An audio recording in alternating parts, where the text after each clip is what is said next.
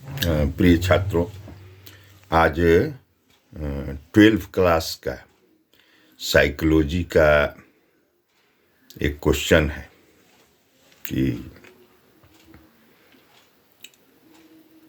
व्यवहार जो व्यक्ति का होता है उसमें दो तरह का व्यवहार अपनाता है, या तो सहयोग करता है या प्रतिस्पर्धा करता है।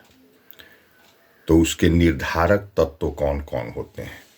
माने सहयोग और प्रतिस्पर्धा के निर्धारक तत्व, इसी के बारे में हम आपको आज बताने जा रहे हैं। तो इसको ध्यान से समझ लीजिए। सहयोग और प्रतिस्पर्धा, इसके निर्धारक तत्व 3 गो हैं।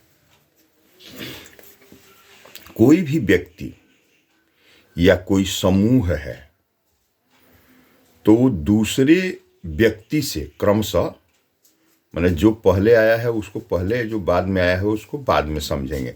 जैसे व्यक्ति पहले बोल रहे हैं और समूह बाद में बोल रहे हैं, तो फिर उसके लिए व्यक्ति के लिए व्यक्ति आएगा और समूह के लिए समूह आएगा, ऐसा समझना है। तो कोई भी व्यक्ति या कोई समूह किसी दूसरे व्यक्ति या समूह को सहयोग करेगा या प्रतिस्पर्धा करेगा, उसके लिए 3 गो निर्धारक तत्व हैं। तो वो तीनों निर्धारक तत्व हैं। पहला है कि पारितोषिक संरचना। पारितोषिक संरचना क्या है? तो व्यक्ति जो समाज में रहता है वो विभिन्न व्यक्तियों से अंतःक्रिया करता है, या समूह दूसरे समूह से भी अंतःक्रिया करते हैं या उनसे कोई ना कोई मतलब होता है। तो उस क्रम में या तो कोई व्यक्ति या समूह आपको सहयोग करेगा या प्रतिस्पर्धा करेगा। देखिए, सहयोग का परिणाम होता है कि विकास या शांति की परिस्थितियां बनती हैं,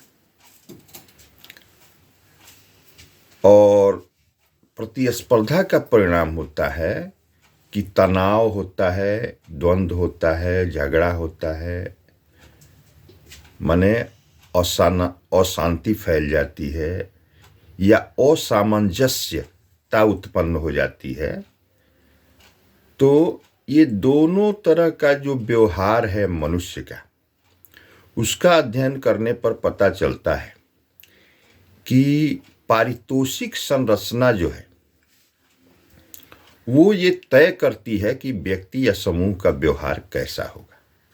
पारितोषिक संरचना से मतलब है कि लक्ष्य की जो प्राप्ति करना है, तो वो लक्ष्य की प्राप्ति किस तरह का है, मतलब उससे क्या वैयक्तिक फायदा होगा या सामूहिक फायदा होगा। तो अगर जिस व्यक्ति से या जिस समूह से अपेक्षा रखते हैं, तो पारितोषिक संरचना इस तरह की है कि उसको भी लाभ मिलेगा, आपको भी लाभ मिलेगा, तो उस परिस्थिति में सहयोग की परिस्थितियां बनती है। पिछला वीडियो में मैंने शेरिफ का जो एक्सपेरिमेंट आपको बताया है, उसमें भी हमने देखा है कि उच्च लक्ष्य प्राप्त करने की जो स्थिति बनती है, तो उसमें 2 ऐसे समूह जिनमें प्रतिस्पर्धा था, झगड़ा था, द्वंद्व था, उनमें भी सहयोग की स्थिति बन जाती है। तो वही चीज है, पारितोषिक संरचना जो है वो तय करती है कि सहयोग होगा या प्रतिस्पर्धा होगा। दूसरा है अंतर्वैयक्तिक संबंध, संवाद, अंतर्वैयक्तिक संवाद। संवाद एक ऐसी परिस्थिति निर्मित करती है जो अंतःक्रिया या विचार विमर्श को सुकर बनाती है, आसान करती है। तो इसके कारण ये जितना ज़्यादा संभव होगा वो उतना ही आपको सहयोगात्मक परिस्थिति निर्मित करेगा। और जब संवाद ही समाप्त हो जाएगा, बात ही बंद हो जाएगी, तो फिर प्रतिस्पर्धा की स्थिति बनेगी। तो पहला है पारितोषिक संरचना और दूसरा है अंतर्वैयक्तिक संवाद और तीसरा है पारस्परिकता। माने इसमें देखा गया है या मनों का व्यवहार के कि जब आपको जरूरत हो या किसी समूह को, किसी व्यक्ति को या किसी समूह को जब कोई आवश्यकता पड़ती है और उस समय उसको कोई मदद करता है, तो वो व्यक्ति का व्यवहार ज़्यादातर होता है कि वो कृतज्ञ होते हैं। माने दूसरा व्यक्ति अगर हमको मदद किया है तो उसको भी मदद करने के लिए व्यक्ति तैयार रहता है। तो इस तरह से ये बढ़ते जाता है और सहयोग की अच्छी परिस्थितियों को निर्मित करता है। और जब जरूरत हो और उस समय कोई व्यक्ति मदद नहीं करता है तो प्रतिस्पर्धा की परिस्थिति बनती है। फिर झगड़ा, तनाव, द्वंद्व और असामंजस्यता उत्पन्न होती है।